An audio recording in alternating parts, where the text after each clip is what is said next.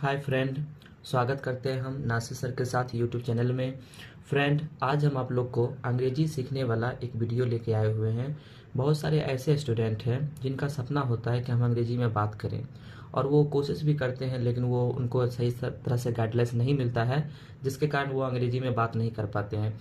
दोस्तों, अभी हम इस वीडियो में आपको कुछ ऐसे डेली यूज होने वाला सेंटेंस को लेके आए हुए हैं जिसको आपको हम बताएंगे। उस सेंटेंस का एक एक वर्ड का हम हिंदी करके आपको बताएंगे, जिससे आपको आसानी से उसका हिंदी समझ में आएगा और उस सेंटेंस का आपको आंसर भी बताएंगे, जिससे क्या होगा कि आप किसी के साथ आप बात भी कर लेंगे।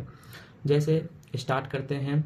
How many days are there in a week.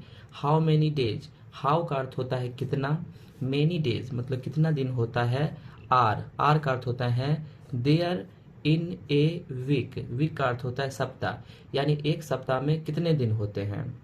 अब इसका आंसर कैसे लिखना है, तो there are, THERE, there are 7 days, SEVEN, 7 days in a week, in a week, एक सप्ताह में 7 दिन होते हैं। There are 7 days in a week.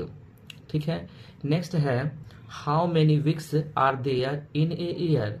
How many weeks, how many weeks, how का अर्थ होता है कितना, मेनी वीक्स का अर्थ होता है सप्ताह, आर का अर्थ होता है देयर, देयर का अर्थ होता है यहाँ, इन ए ईयर यानी एक वर्ष में, ईयर का अर्थ होता है वर्ष, एक वर्ष में कितने सप्ताह होते हैं। तो इसको आप आंसर कैसे लिखेंगे, तो there are, THERE, there are 52 weeks in a year, YEAR, year, यानी कि सप्ताह में, साल में 352 सप्ताह होते हैं। ठीक है। नेक्स्ट है which is the first month of the year.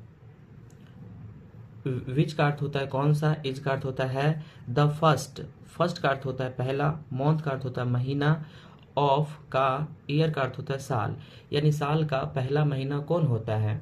तो इसका आंसर होगा जनवरी।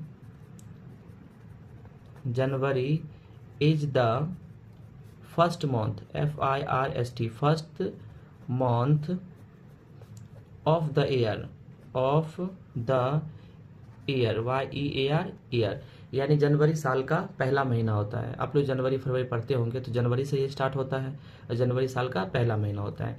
नेक्स्ट है which is the last month, है ना, लास्ट का अर्थ होता है अंतिम, मंथ का अर्थ होता है महीना, ऑफ द ईयर यानी कि साल का अंतिम महीना कौन होता है।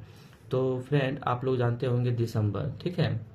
तो इसका आंसर हो जाएगा दिसंबर, DECEMBER, December is the last month, last month of the year, यानी साल का अंतिम महीना दिसंबर होता है। December is the last month of the year.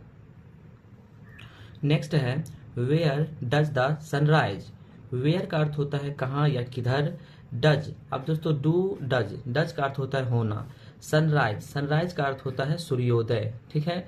तो where does the sunrise, sunrise किधर होता है, सूर्योदय किधर होता है, तो सूर्योदय पूरब में होता है। तो इसका लिखेंगे the sunrise, the sunrise in the east, EAST, east, east मतलब पूरब, यानी सनराइज जो होता है, सूर्योदय जो होता है पूरब में होता है।